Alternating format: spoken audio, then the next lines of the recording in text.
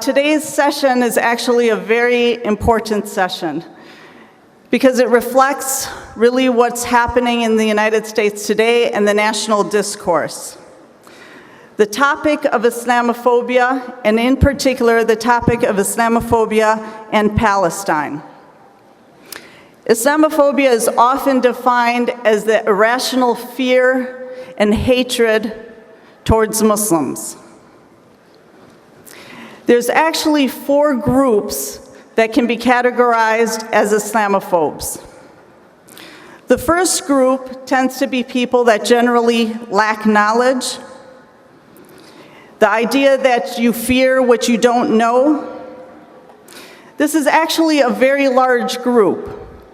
You can find this group in rural America. You can find this group amongst people that really don't have any opportunity to interact with Muslims. But this is also the group that is most easily influenced, and we can have a lot of influence upon them. And so they're really a group that we, as people that advocate for Palestine, people that advocate for human rights, people that advocate for what is just, it is our role to really try and influence them. The second group represents the Christian fundamentalists. These are groups that believe that all Jews must go to Israel. They must leave whatever country they're in and go to Israel. And that Israel must expand from the Euphrates to the Nile in order for the Messiah, Jesus, to return. This is a very powerful group in the United States. They represent the Christian right. They're the Tea Party. And it's very interesting because their end of time scenario basically says that when the Messiah comes, all of the Jews must either accept Jesus as their Lord and Savior, or they're going to burn in hell. This is their narrative. And what's really strange is that this group is in cahoots with Jewish Zionists. This is the third group. This is a group that actively promotes Islamophobia for their nationalistic aspirations. They promote the idea that Palestinians are Muslims and they are therefore terrorists. And it is important for the United States and the United States government to support Israel at all costs. There are no moral issues here.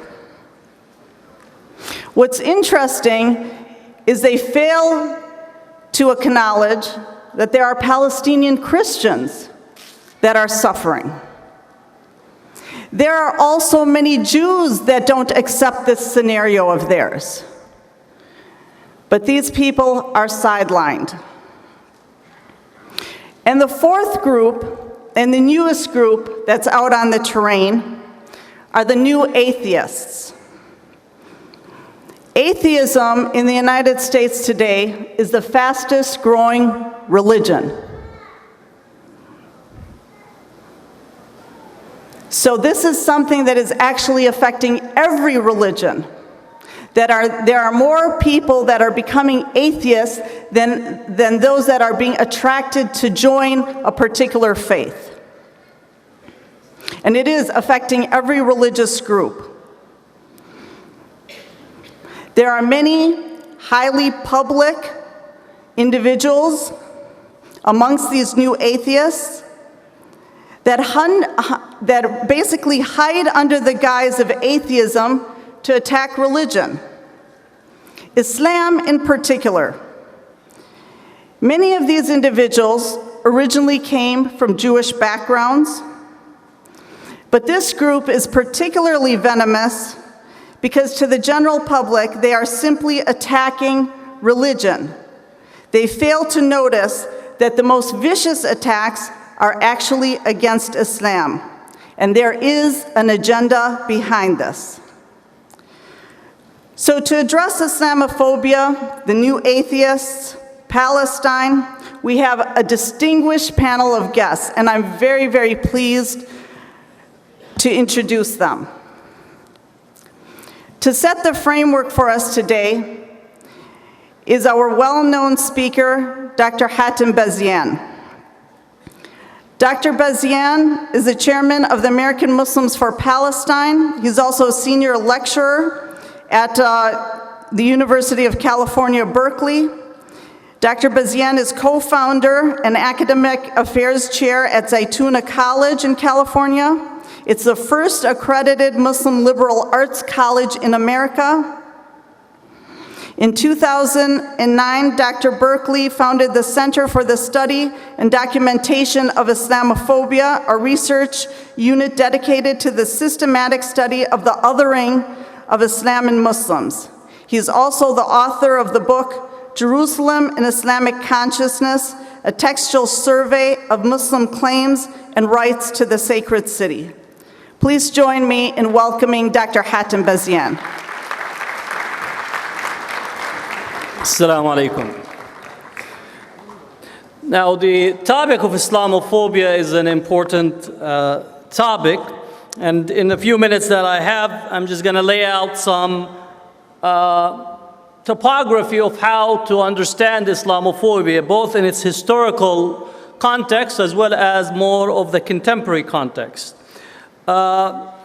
Many of us are aware of Edward Said's work, Orientalism, written in 1979, but also simultaneously Edward Said wrote a book called Covering Islam, an important book at its own time.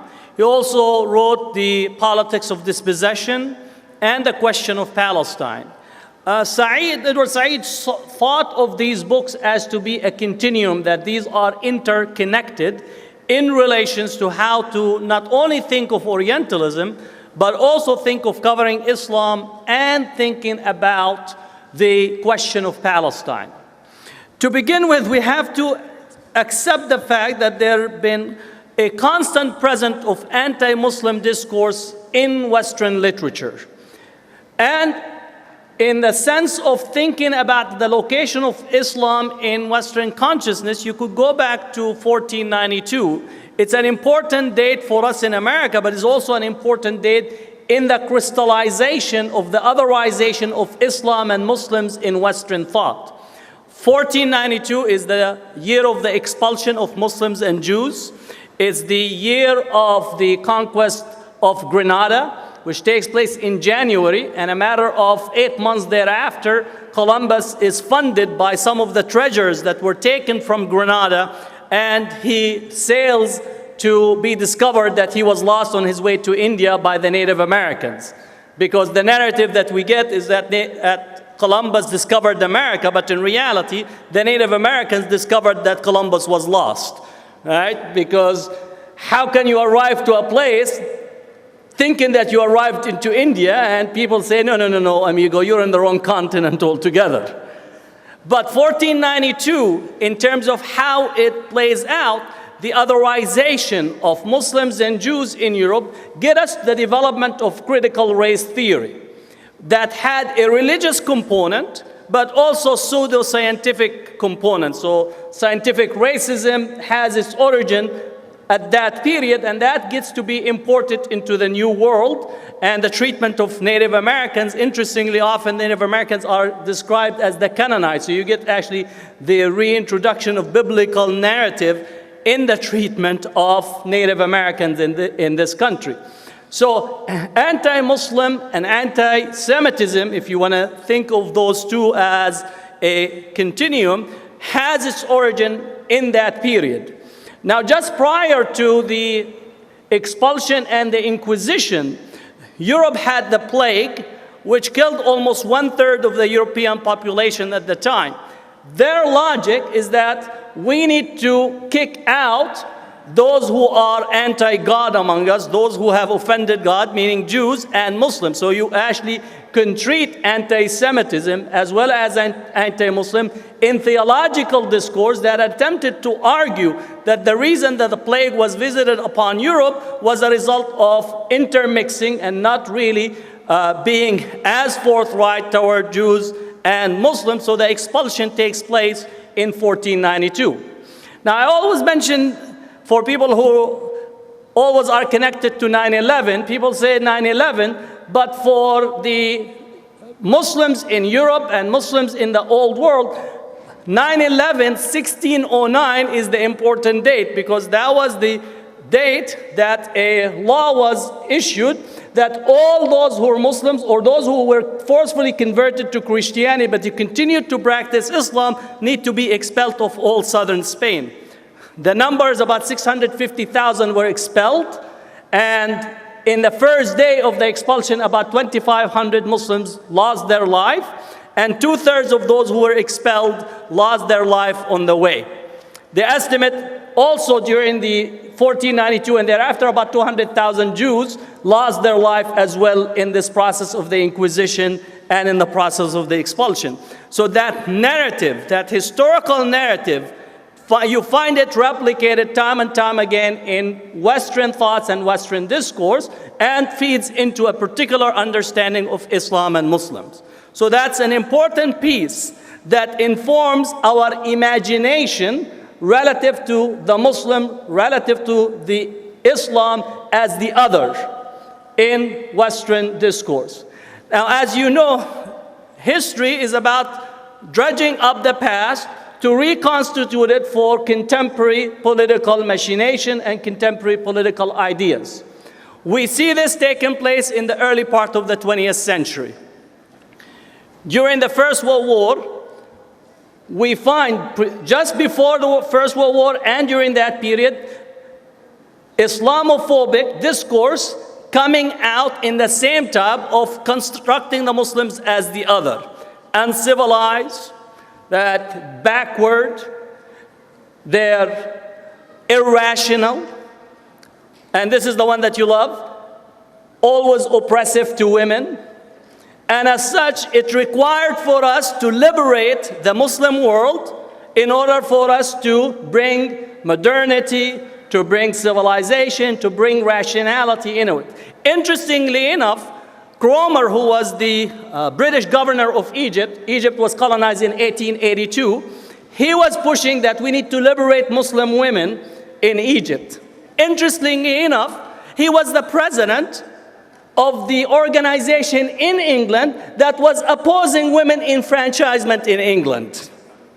So he was part of the old white boys network in England, fighting against women enfranchisement, against women gaining the vote in England, but coming to Egypt and having the discourse of liberating Muslim women. While the rhetoric was there, he actually withheld the funding for Muslim women's schooling.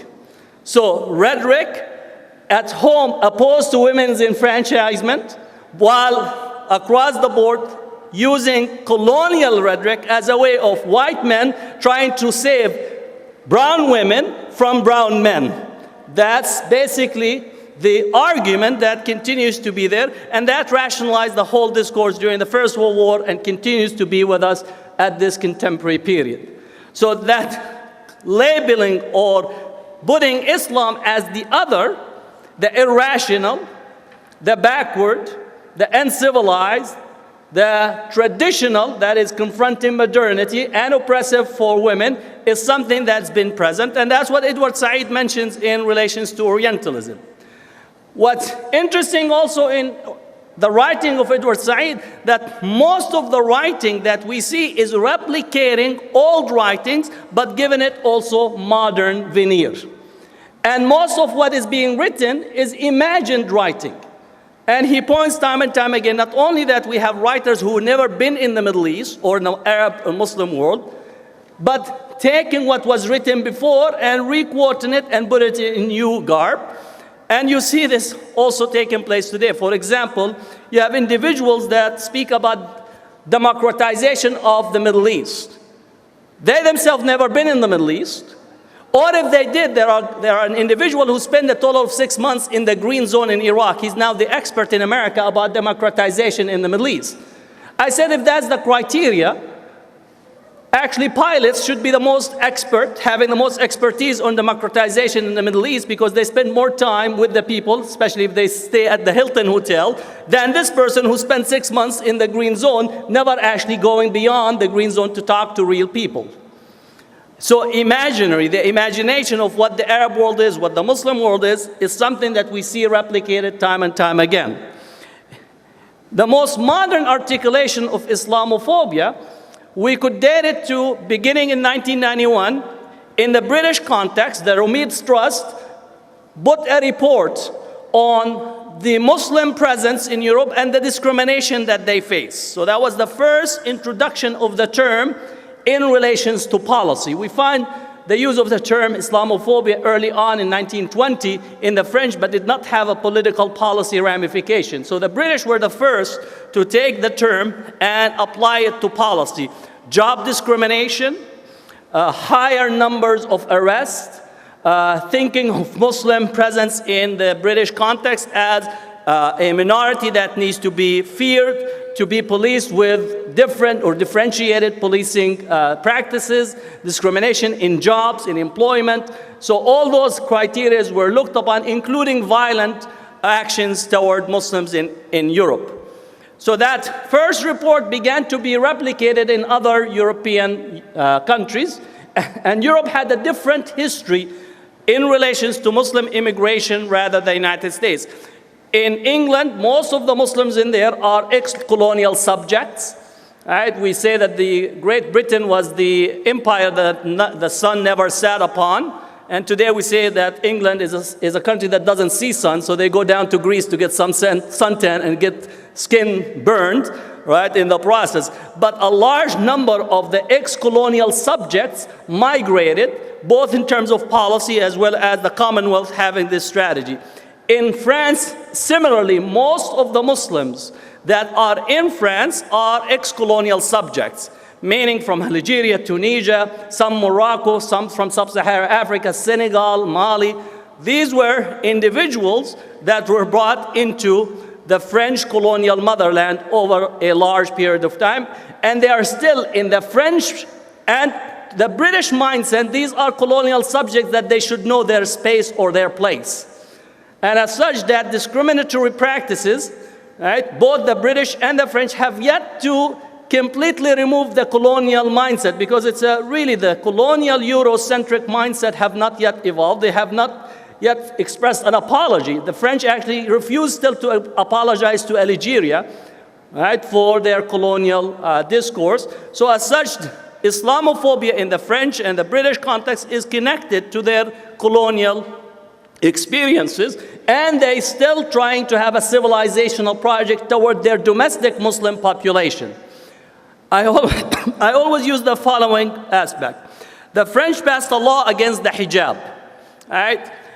The French passed a law against the hijab. They said that the hijab is ostentatious religious display.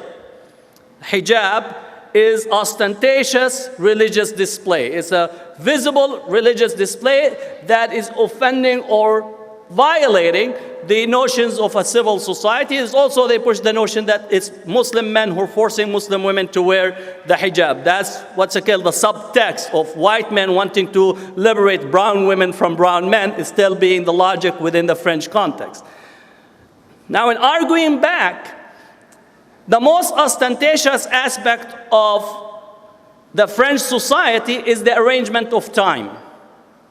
The French society takes Saturday and Sunday off. That's ostentatious religious display within time.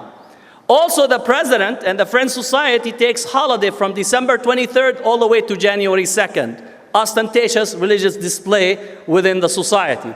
Also, if you visit Paris and France, it's all decked out in colors, subsidized by the population to decorate for Christmas. Ostentatious religious display. So our argument was with the French ambassadors that the French society as a whole, as a secular state, have ostentatious religious display because the president signs greeting cards and sends it out during Christmas time, decorate the city during Christmas time from taxpayers. So Muslims as a minority are subsidizing the majority for their ostentatious religious display. So if we want to have,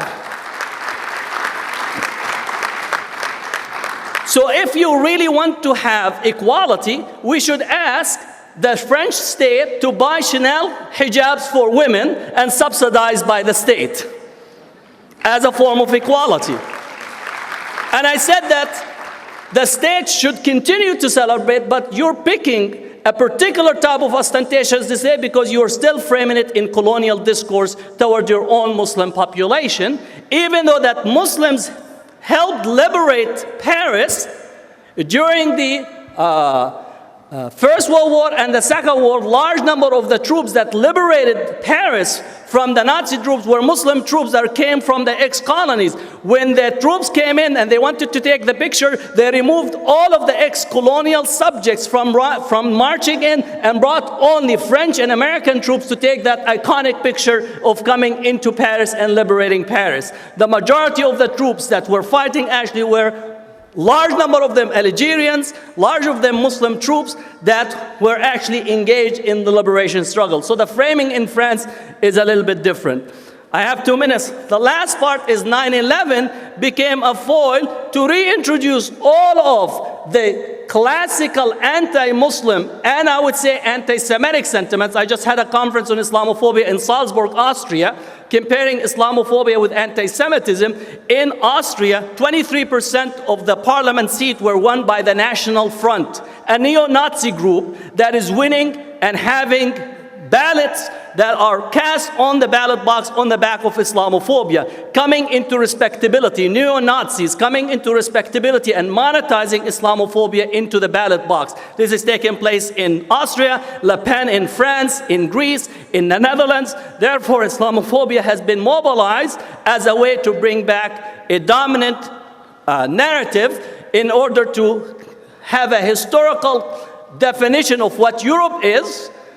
One, it is Christian, even though that most Europe no longer practices Christianity, but a particular type of cultural Christianity that is pushed. Whiteness is being pushed again, as well as having this mission to civilize the world, the white man burden, and not realizing that white men have always been the burden on the world. And I think we need to continue to challenge this in a systematic way. Thank you.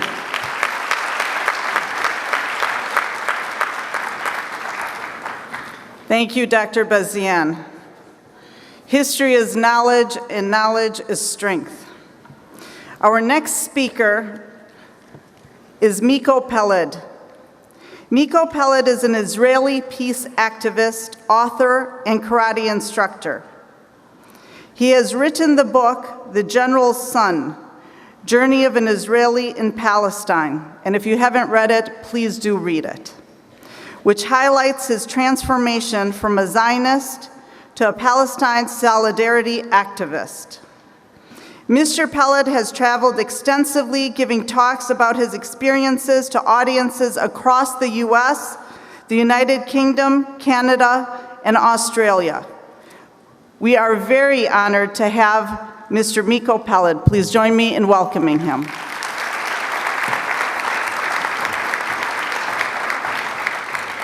Assalamu alaikum. Morning, everyone. Shalom aleichem. Good Shabbos.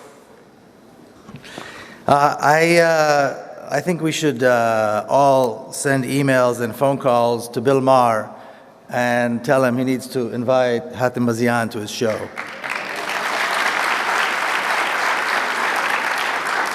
I think if there is an example of the epitome of the white, ignorant, patronizing, chauvinistic, racist male, it's Bill Maher.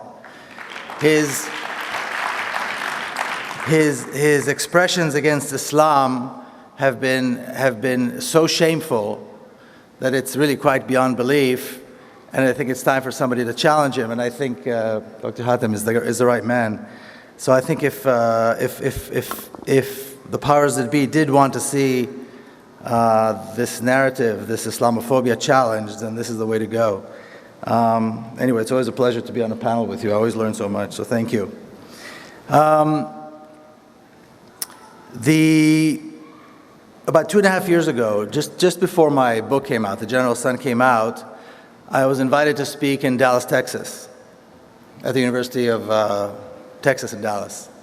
And after my lecture, I was approached by some of the student activists, mostly young women, and they started telling me a story about about 5 men.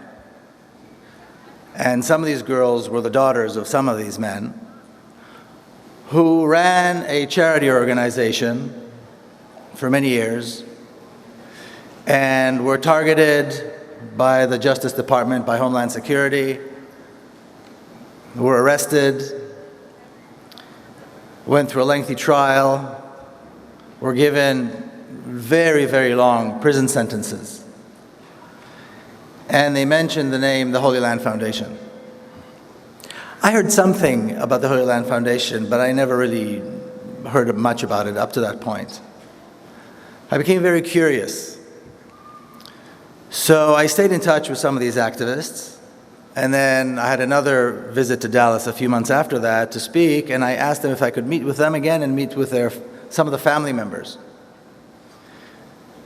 And a couple of hours before my lecture, we all met in the lobby of a hotel in Dallas. Some of the mothers came, some of these young women activists came, some children came, and everybody started telling me the story of this charity organization called the Holy Land Foundation, how long it was operating, the kind of charitable work they were involved with, raising money for orphans, raising money for schools in Palestine, and how for several years leading up to their arrest, they were harassed by the different arms of the Justice Department. There was one trial where they were found not guilty, then there was another trial. Anyway, I was getting more and more information about this. And the more I heard, the more curious I became. I asked some of the mothers who were there if there was any way to get in touch with these men, and they showed me there's a process with which you are able to start communicating by email with inmates. And it turns out that these men were not only charged and interrogated and followed, and their phones were being bugged, and so on and so forth, but they were placed in a special type of prison, which is called a communication management unit. And I encourage everybody to go online on Wikipedia and read what a communication management unit is, CMU. That's what I did. And you'd be amazed how detailed and accurate the definition is. Then I began getting some of the material from the lawyers, some of the materials that was out there. I was reading more and more and more about this case. And my first reaction was disbelief. Not disbelief. It's not that I did not believe the people that were telling me the story, the family members. I could not get my head around this concept of what had taken place. I continued to talk to people. I continued to read everything there was on the internet. And I saw an article on the website of the Shabak, which is the Israeli secret police, where they congratulate themselves on being very successful and being, in fact, instrumental in putting 5 men behind bars and closing down what was a major terrorist network. I looked at newspapers and some of the statements that came out during the years that this was taking place, 2001, 2002, George Bush announcing once again the closing of a major terrorist network. And all of this was referring to the Holy Land Foundation and these 5 very fine Palestinian Muslim gentlemen who came to the United States and started a family, a life, and at some point decided it was time to give back and established and worked through this organization called the Holy Land Foundation, which with time I realized had a huge impact, not just on the community in Dallas, but on Muslim and Arab communities all over the country. Almost everybody I talk to when I bring this up, they said, oh yes, that's where we always That's where we always donated during Ramadan. This is where we sent our zakat, because we knew it was a good operation. On one of my visits to Palestine, I decided to investigate some more. I got some more information. I spoke to more people who were involved. A few people in Palestine didn't even want to speak to me. They were so scared. Turned out in the late 1990s, the Shabak again, the secret police and the army closed down the Holy Land Foundation office in Jerusalem. Some people were arrested. Some people, of course, were questioned, interrogated, and so forth. Very unpleasant reality. But there were a few people that did speak to me. I went to Khalil, to Hebron, to see some of the institutions that they contributed to. I took some pictures. Probably the most shocking statement that I heard from people in Palestine, a particular person who worked very closely with the Holy Land Foundation, was after I told them about the prison sentences.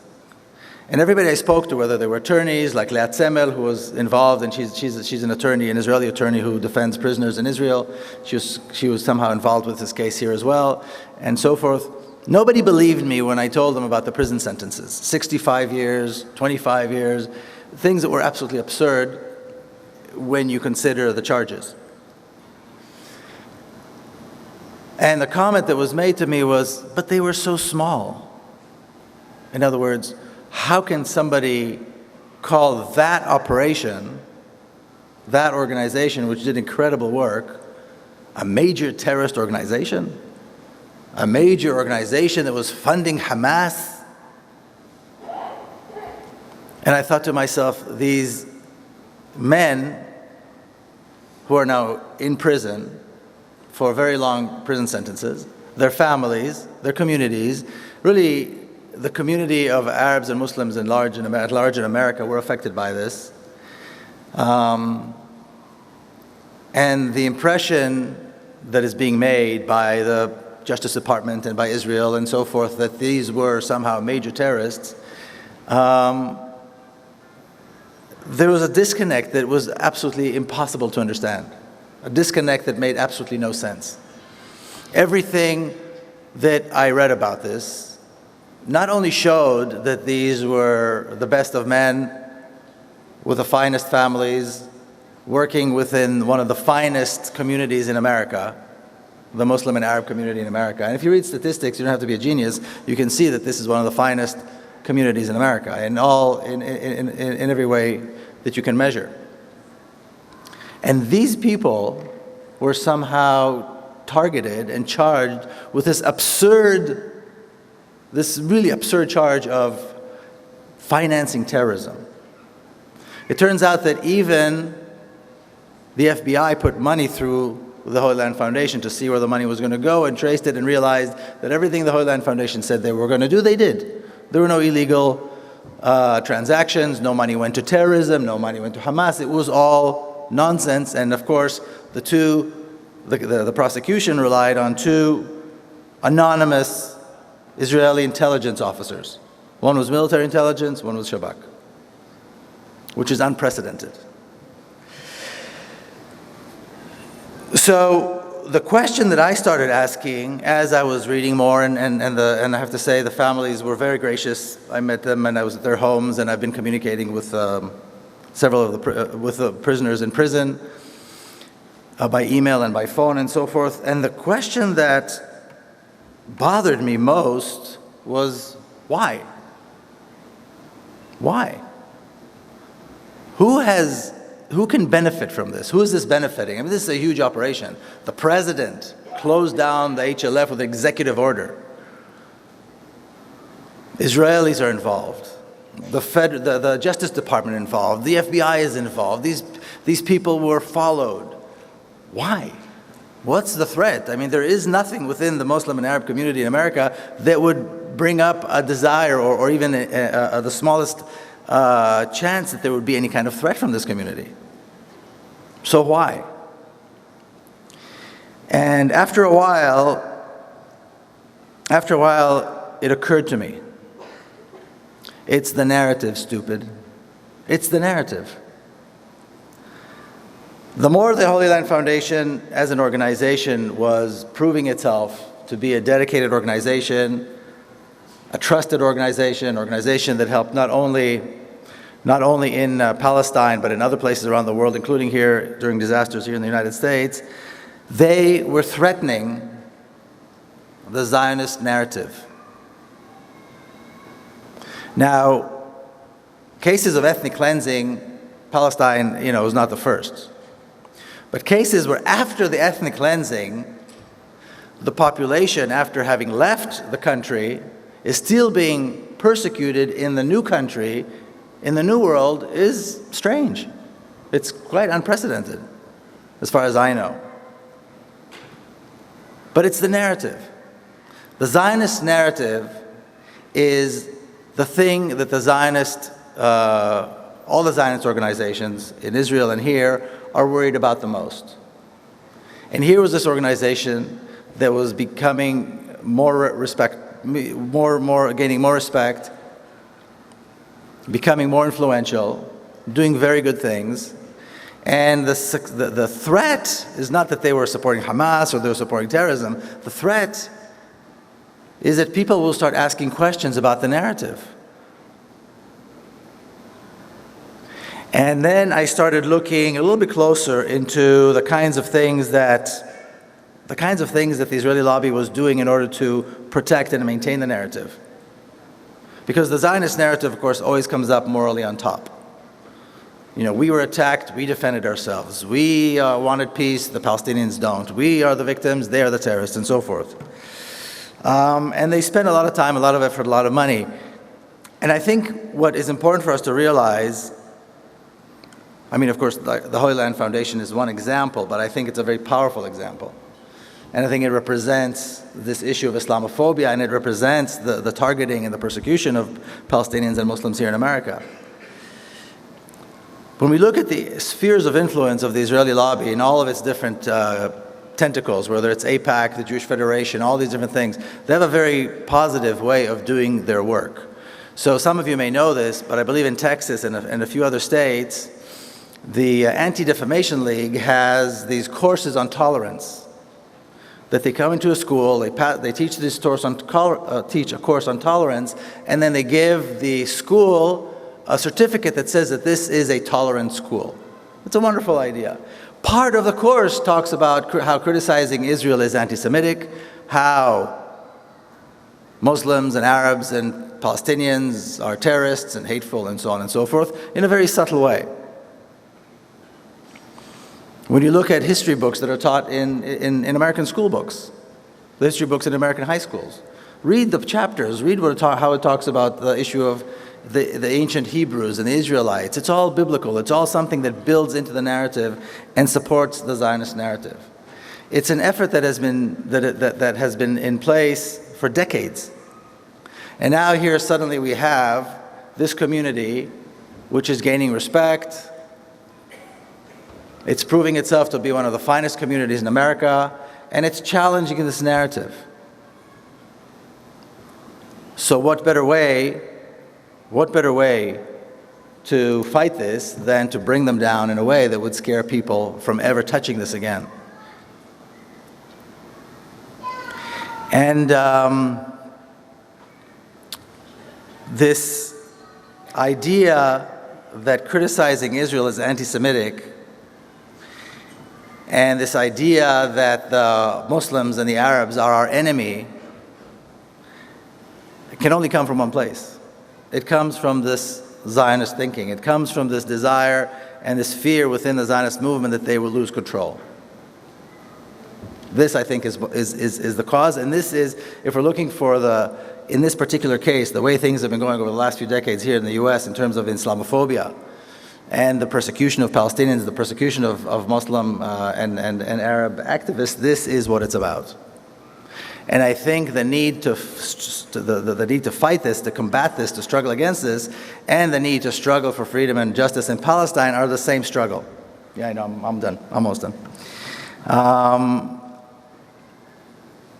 Now, certainly it's become very scary to talk about Palestine. It's become very scary to become an activist. It's become because it's not pleasant to be stopped at the airport. It's not pleasant to see all these people getting arrested and so forth.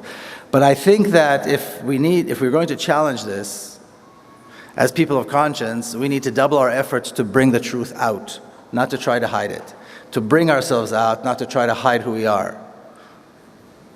And again, I think this conference and AMP and the work that is done in this organization speaks to that and does exactly that. My fear is, and I'll say this in closing, my biggest fear since I've been in touch with the families of the Holy Land Foundation 5 and with the gentlemen themselves in prison is that this is going to be forgotten because we have other issues, we have other challenges. If you don't know what happened to these men, you need to read about it. If you do know, talk about it. Because think about what it's like to be in prison to begin with. Now think about what it's like to be in prison when you're innocent. And it's very similar to every other aspect of the struggle to free Palestine. Thank you all very much.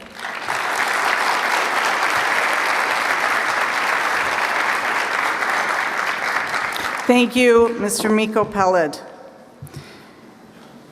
It's natural for people of conscience to side with justice when they know the whole story. And I think Mr. Miko Peled's story is one such as that. Our next speaker is Taher Herzallah. Taher Herzallah is the National Campus Coordinator for the American Muslims for Palestine. In this capacity, Mr. Herzallah acts as a liaison between members of Students for Justice in Palestine and Muslim students' associations on campuses across the country. He helps these groups procure grants, materials, and speakers. He also is instrumental in helping students set up programs and activities. Herzallah is one of the Irvine 11, a group of students who were arrested and prosecuted for expressing their constitutionally protected rights of free speech and political dissent when they walked out of a lecture given by Israeli Ambassador Michael Oren at UC Irvine in 2010. We're very proud of courageous individuals like this. Please join me in welcoming Mr. Taher Herzallah.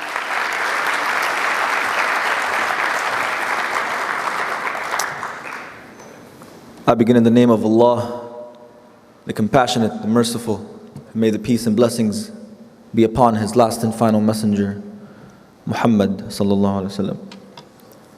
I begin with that in particular because today's topic that I was assigned for myself was progressives except for Palestine.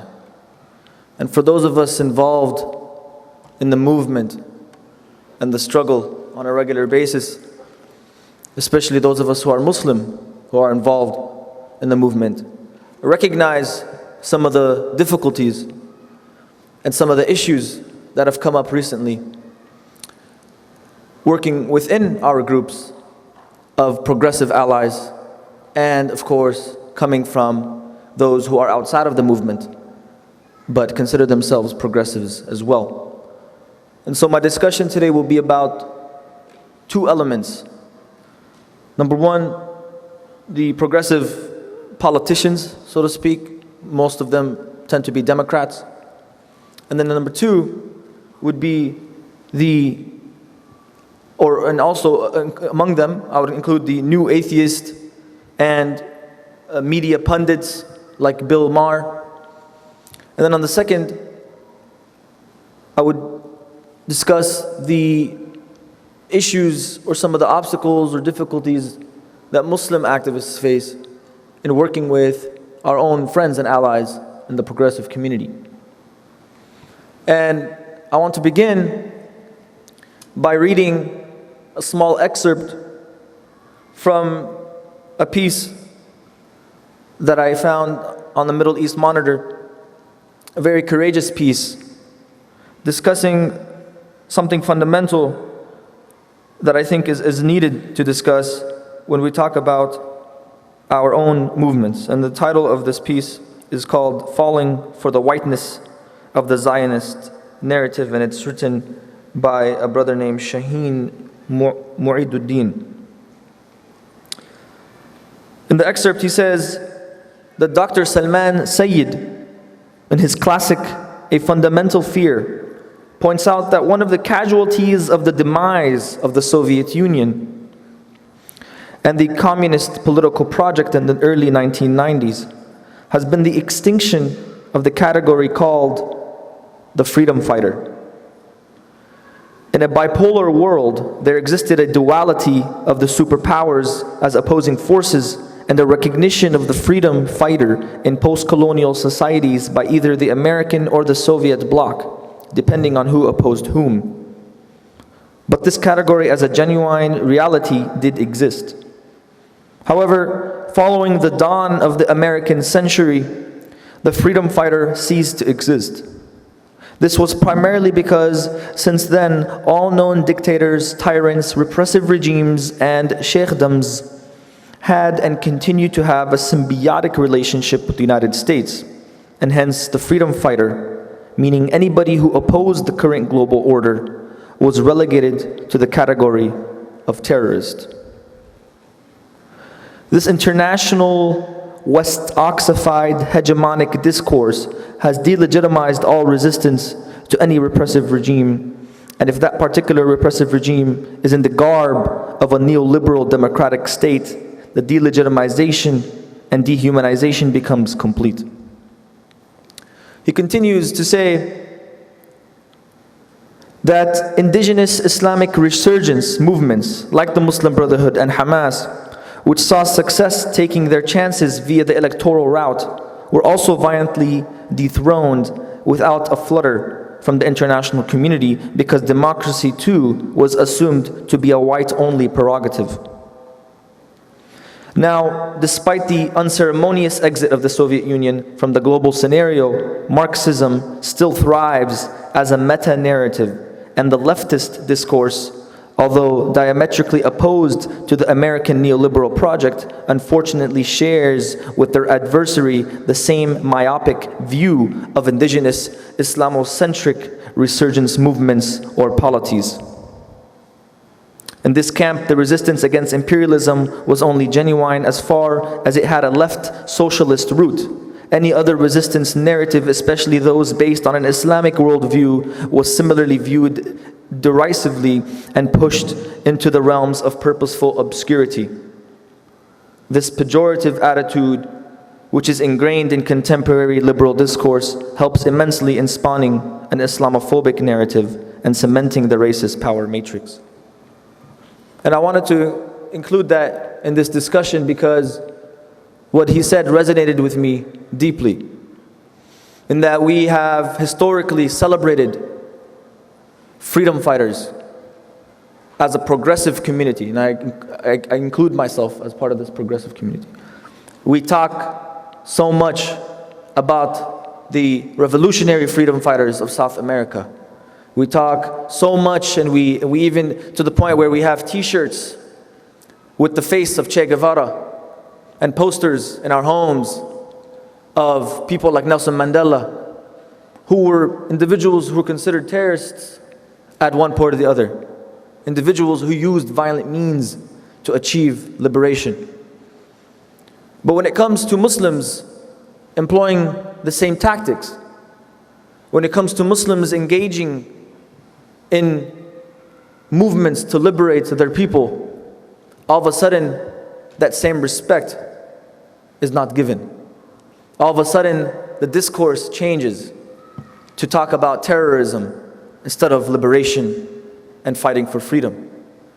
And so there's a clear contradiction, not just among those who we know clearly oppose Islam, many of those in the right wing and those who perpetuate Islamophobia, but there are some contradictions among those who we consider our allies, people who we consider progressive activists, who internally maybe have become themselves, have internalized this concept of Islamophobia, maybe subconsciously and maybe even consciously.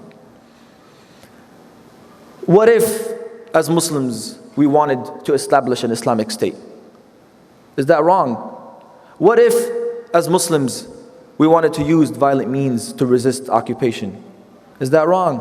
What if, as Muslims, we wanted to express and assert our narrative in an Islamic fashion? Is that wrong?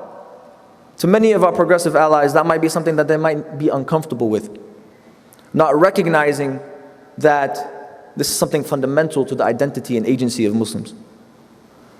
And so we have two elements that I discussed earlier. We have the politicians, especially those who we consider progressive politicians. And for example, people like Elizabeth Warren, the Democrat, and also Bernie Sanders of Vermont, and even people who we consider people who are from us, like Keith Ellison, for example. During the attacks on Gaza, it was very clear that those particular individuals who are progressive on many issues, Elizabeth Warren champions the cause of students fighting against high tuition and student loan rates. Bernie Sanders champions progressive causes, especially those for veterans and others. Yet when it comes to the issue of Palestine and Israel, things flip. Things flip. When it comes to the issue of Gaza in particular, we saw that this past summer, Elizabeth Warren and Bernie Sanders were making statements equivalent to that of Mark Regev, the official spokesperson for the Israeli government. And that is very unique to the American context. We saw that Elizabeth Warren, a progressive Democrat who some are talking about possibly a presidential run in the future, made her first international visit to where? Israel. The first international leader for her to meet with on her international visit was who? Benjamin Netanyahu. This is the champion of progressive causes in the United States. People who we potentially could have had faith in, that are included in the political system. Even our brother Keith Ellison, during the attacks on Gaza, when asked by one of the reporters from the Daily Beast about a statement that he had written discussing the blockade on Gaza and the difficulties that the Palestinian people face in Gaza, the person writing the article for Daily Beast wanted to get more information about why Keith Ellison was writing what he was writing. And Keith Ellison's response was that, why are you putting me in a bad position? There are people in my constituency that I don't want to offend. This is one of our own. These are progressive activists. And so we see that this is happening within the politician community, of the way they're understanding or speaking of the issue of Palestine. A lot of the language they use, even among the Muslim politicians, unfortunately, is reeks with Islamophobic rhetoric. And then within our own movement, and I'm gonna skip Bill Maher because I don't think he's really that worthy of speaking about.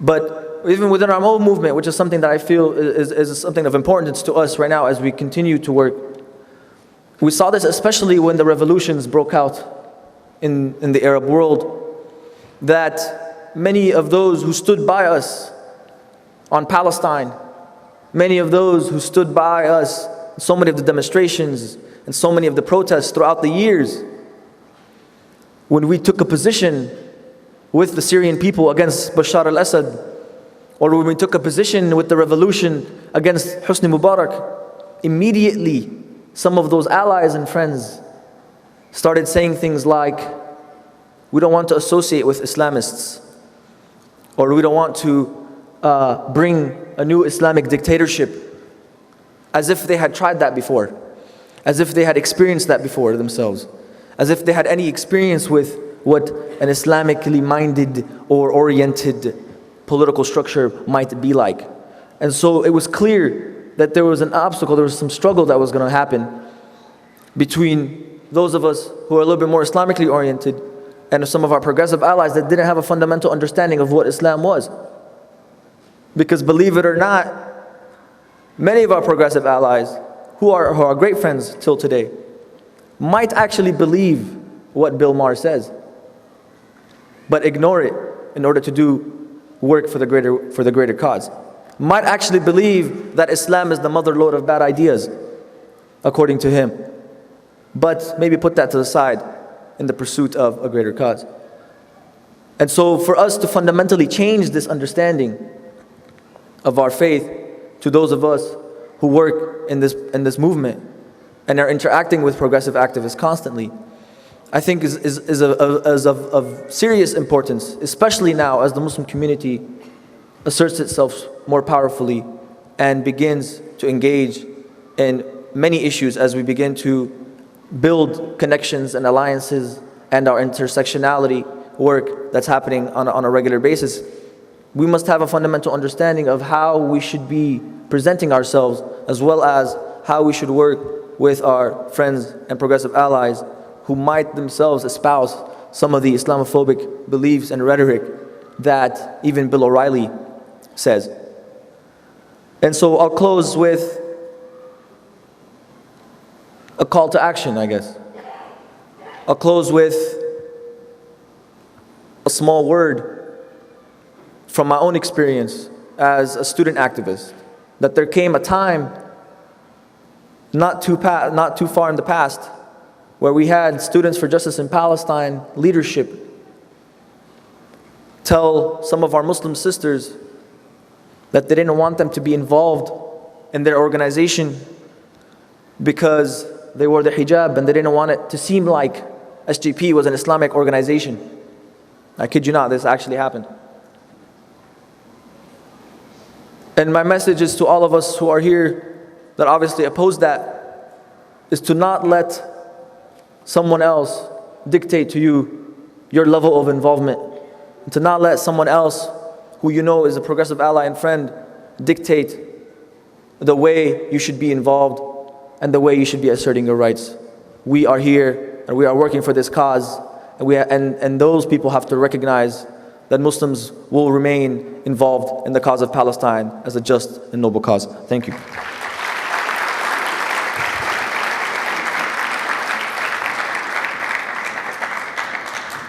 Thank you, Taher Herzallah. We are always encouraged, and I think that our hope for the future is really in a lot of our college students and our young adults.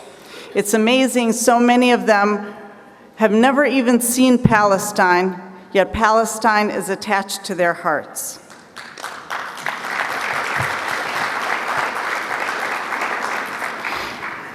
Our last speaker is Dima Khalidi.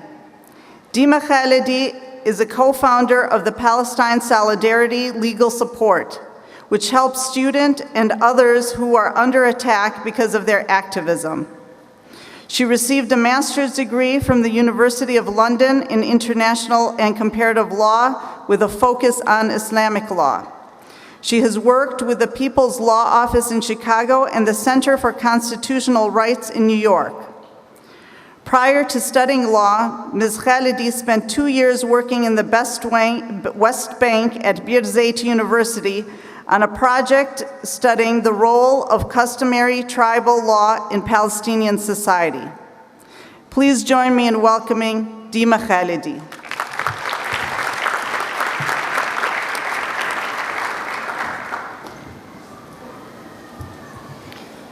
Assalamu alaikum. I want to talk a little bit to give some perspective about how we're seeing these phenomena play out on the ground. Palestine Legal Support started 2 years ago, and one of the things we do is to track the ways that activism around Palestine is being repressed. And I think it's important to see the trends and patterns in the ways that anti-Palestine rhetoric and Islamophobia come into these trends of repression. I mean, it's clear to us that anybody who speaks about Palestine, anybody who criticizes Israel in this country is vulnerable to attack. And we have to understand where those attacks are coming from. I think, one of the groups that you outlined, the Jewish Zionists, it's a really powerful force in this country. You have not just AIPAC, which itself is a force, but you have dozens of other organizations that work explicitly to silence activism around Palestine, and that the focus of many of these organizations right now are on campuses, where we are seeing a real galvanization of students, of academics working for freedom in Palestine, working to challenge the Zionist discourse in this country. So we have to understand that, that these organizations are working day and night with enormous resources to shut down debate and to silence those who are speaking out. And the way they do this is by pressuring institutions like universities, government agencies, and you see in return, in response, universities punishing, undertaking all kinds of measures to hinder student activism. We all know about the case of Professor Stephen Salaita, who was appointed to the University of Illinois Urbana-Champaign, and then his appointment was revoked after he tweeted about Gaza this summer. This came from a number of organizations who galvanized people to complain and to say they would withdraw funding, for example, from universities. And then we see it also in the way the government itself responds to this activism.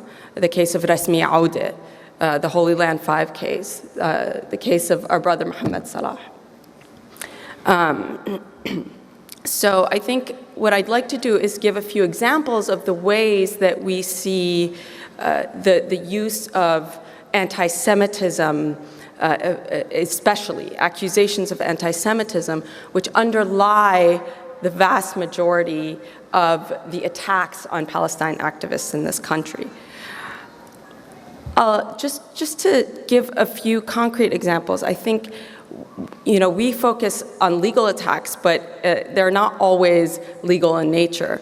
One of the major legal attacks we're seeing is the use of the Civil Rights Act, which was meant to protect against discrimination based on race, color, national origin during the 1960s and 70s.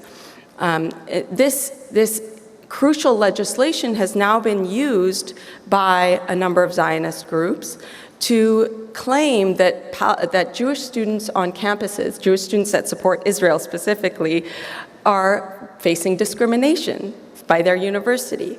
Why? Because of the Palestine activism that's allowed on campus. So we're talking about lectures, we're talking about film screenings, we're talking about things like mock checkpoints that are supposed to illustrate what Palestinians go through on a daily basis under occupation. We're talking about mock eviction notices that students slide under dorm room doors, informing students of what Palestinians go through on a daily basis, evicted from their homes. These are the things that students are complaining about. They're saying, these make us feel unsafe. This is anti-Semitic. We need to be protected from this kind of offensive display of supposedly anti-Jewish hatred. So it's this really harmful attempt to equate any criticism of Israeli policies with anti-Semitism, with a hatred of Jewish people as a whole. And this is a really damaging trend we're seeing. Another area we've seen it in is in legislation. You all may have heard about a number of bills that came up in last spring, excuse me. After the American Studies Association passed a resolution endorsing the academic boycott of Israel. In Illinois, in New York, in Maryland, in several other states, Florida, South Carolina, we saw state legislatures bringing legislation trying to defund universities that subsidize their professors to go to academic conferences or have memberships in associations that endorse academic boycotts. Defunding universities because they might pay for one professor to go to an ASA conference. Again, underlying this legislation was this claim that it was anti-Semitic, that it's discriminatory against Jewish or Israeli people, professors, institutions, whatnot. Fortunately, much of this legislation was defeated thanks to coalitions that were built to really put pressure and to show that there's another voice here, that this isn't the be-all, end-all. We're also seeing lawsuits threatened, again, claiming discrimination. And this especially is targeting boycott, divestment, and sanctions at this moment. A current legislative attack is one that is trying to defund Middle East studies programs based on claims that they are anti-Israel, that they do not hold diverse perspectives, that they're not preparing students for government service. And so, again, originating from Zionist groups who are saying, we need more pro-Israel discourse on college campuses, we need the government to police what Middle East studies programs are teaching. So this is a current attempt to impose a Zionist agenda on campuses.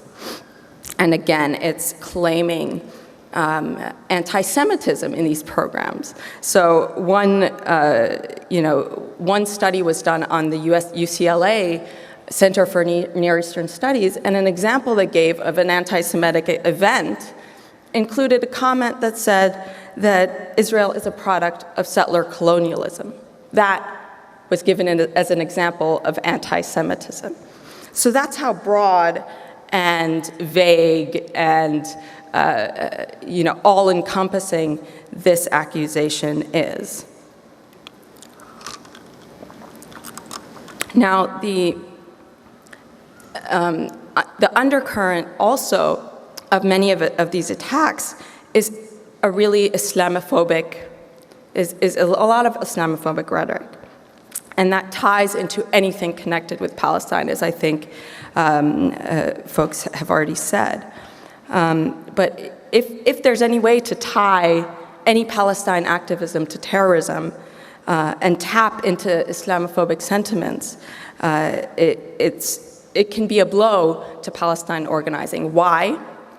Because as we know, terrorism in this country is exploited politically, but there's also a big criminal vulnerability once you're labeled a terrorist, and there's law enforcement scrutiny automatically.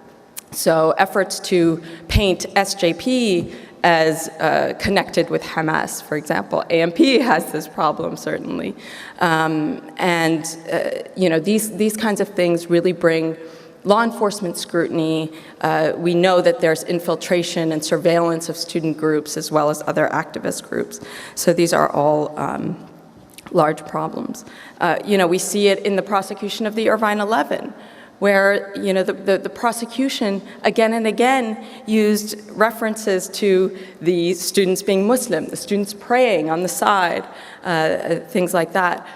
We see it in the prosecution of Rasmiya Audet. Her indictment was for immigration fraud, but again and again it was talking about her alleged involvement in a bombing in Jerusalem, which she was tortured into confessing. So, this pervades a lot of the criminal prosecutions as well. I don't know if folks heard about a situation at Loyola University here in Chicago. Students lined up at a Birthright Israel table, which provides free trips to Jewish students to Israel because they claim it's their birthright. and Palestinian students lined up and said, I want to register. What about my birthright? My family's from this village. Can I go? Right away, they were charged with discrimination, bias-motivated misconduct, and they face probation currently. So these kinds of accusations are rife.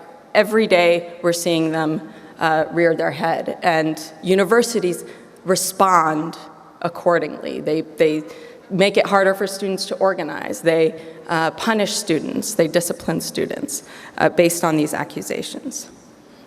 I just want to take a couple minutes to talk about how we can challenge this. One of Palestine Legal's, part of Palestine Legal's work is to track this and to provide legal support, advice, representation to students facing this kind of backlash and other activists facing this kind of backlash. But we also work to challenge the broader narratives and to make it easier for Palestine activists to operate in this country. One of the things we do is to provide Know Your Rights trainings. And this is important because we have to understand what our rights are, in theory as well as in practice. What our First Amendment rights are. What can we say, supposedly, what can we say in this country without getting in trouble? I think that was something that Irvine 11 students learned the hard way, but it's also about the application of the laws. With the Title VI situation, we worked with partners to bring to the Department of Education, which opened these investigations against universities, and to explain the chilling effect that this has on Palestine activism on campuses. And 4 cases were dismissed. And the Department of Education said very clearly, this is First Amendment protected activity. And students have to expect some kind of debate and some kind of discourse, that might be offensive to them and to their preconceived notions. So we're working with many partners, including AMP, to challenge these kinds of legal attacks. But the threats continue, and that's really challenging. So we have to continue educating and informing universities, and we sent hundreds of letters to universities explaining their obligations to protect student speech on campus. With legislation, I think this is very important for this audience, certainly, but we have to make our voices heard. Again and again, we hear that there's only one side being heard here. And yes, it's about money, and yes, it's about power. But we can galvanize that power and those voices and that money as well. So in order to defeat the kind of legislation that is coming up again and again, anti-BDS legislation, but also anti-Palestinian legislation, we have to make our voices heard. And there are action alerts going out, and you all shouldn't hesitate to take a moment to write your legislators and to make a point of calling them, meeting with them, bringing delegations. And AMP, US Campaign, Jewish Voice for Peace, there are a number of organizations working on these issues. So we did that with the anti-BDS legislation here in Illinois, and we're doing it with the Higher Education Act that I mentioned, targeting Middle East Studies program. But I really think that the most important thing is often just to continue organizing, educating, and challenging the notion that anything critical of Israel is anti-Semitic or is targeting Jewish people as a whole. It's only with this increased knowledge that people really can start understanding that these accusations are motivated by a desire to silence any criticism of Israel in order to maintain the status quo in this country. And I think there's a certain desperation caused by this growing movement here in the US and around the world that's really making some headway. I think we're getting somewhere. People are starting to realize, and we're pushing for accountability that no political or legal efforts have been able to achieve. So it's really upon us to step up and to speak out and to make our voices heard. Thank you.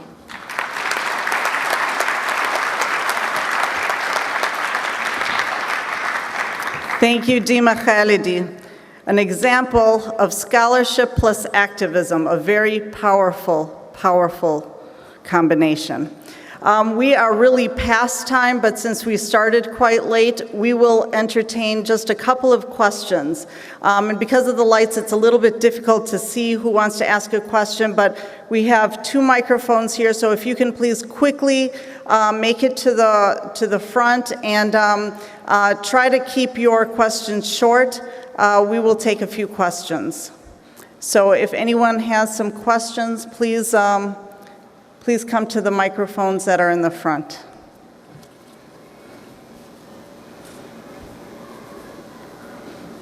All of your questions were answered? Oh, we have a question here.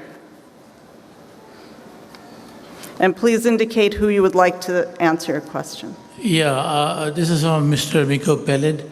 Since you are a dual citizen and the son of a big general in Israel, couldn't you sort of, by proxy, ask the Israeli government about the involvement of Shin Bet in the case of the Holy Land 6 and do your moral duty? Thank you.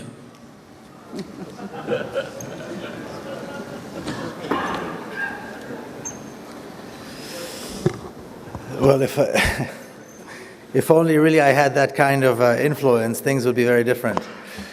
That's not how it works, but I don't need permission. The Israeli Secret Service on their website posted an article in Hebrew where they congratulate themselves on helping with the closing of the HLF and the trial and the arrest and the incarceration of the Holy Land 5. So we don't need to go beyond that. They already congratulated themselves, just like some of the agencies here in the U.S. I think there's one, I found one on the FBI website as well, where they congratulate themselves on a job well done, shutting down a major, terrorist organization. I think what needs to be challenged is not the Israeli authorities and not even, I think, the American judicial system. What needs to be challenged is the narrative.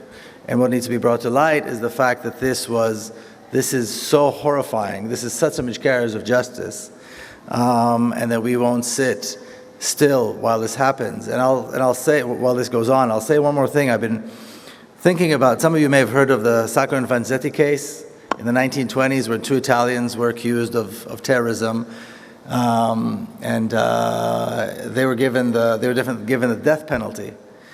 They were in prison for several years, and then eventually they were executed.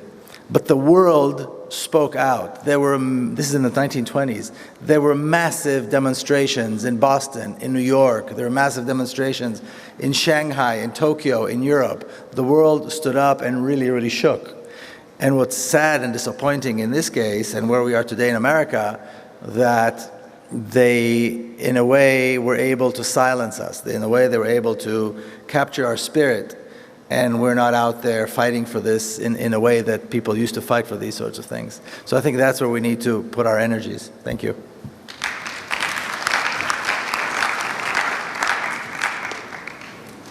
I think we just have one question here. Is that correct? Any questions over here? Okay, so we'll just take this quick question because the next session is supposed to start. So why don't we take a question here? My question is for Mr. Peled as well. You mentioned that they felt threatened by the Holy Land Foundation. I was wondering if that's just a personal opinion or is that a factual? And can you expand on what the nature of the threats is or was?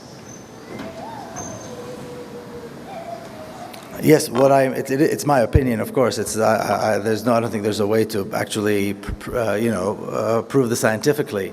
The problem is with all of the different types of Palestinian activism, whether it's through charity like the Holy Land Foundation, whether it's the Irvine 11, which all these different cases, the reason they're being targeted is because they are threatening the Zionist narrative. They're challenging the Zionist narrative. That's the threat. There was no threat to Israel from the Muslim Students Association at Irvine. There was no threat to Israel from the Holy Land Foundation. The threat is to the narrative. And that's why this threat has to be killed. And they take this threat so seriously because all there is for Israel is this narrative, is this myth that they have been perpetuating, that they've been telling for decades now. If you challenge the myth and you show that the myth is a myth, that the story of the state of Israel is a lie the way they tell it, then they lose their support. So you had Ariel Sharon, when he was still alive and prime minister, talking to George Bush about this, and lo and behold, shortly after that, George Bush closes the HLF with an executive order. I mean, this is how threatening it is. But it's not a threat, a physical threat. It's a threat to the narrative.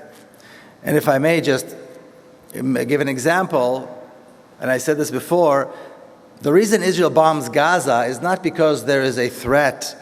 There's never been a military threat to Israel from Gaza. There's never been a tank, a warplane, or regular army in Gaza. There's never been a real military or security threat to Israel from Gaza. The threat to Israel from Gaza is a threat to its legitimacy.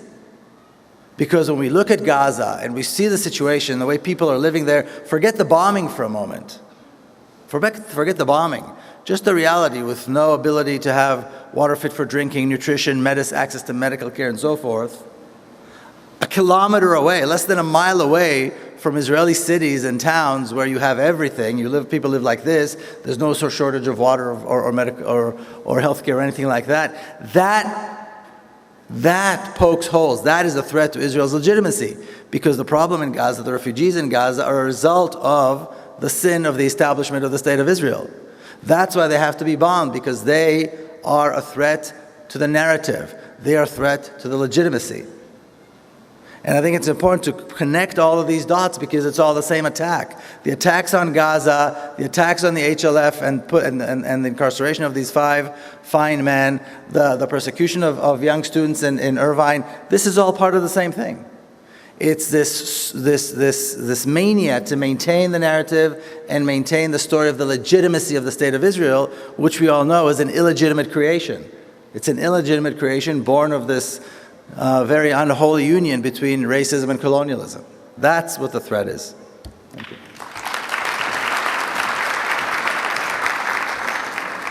Thank you so much. Please join me in thanking all of our wonderful panelists.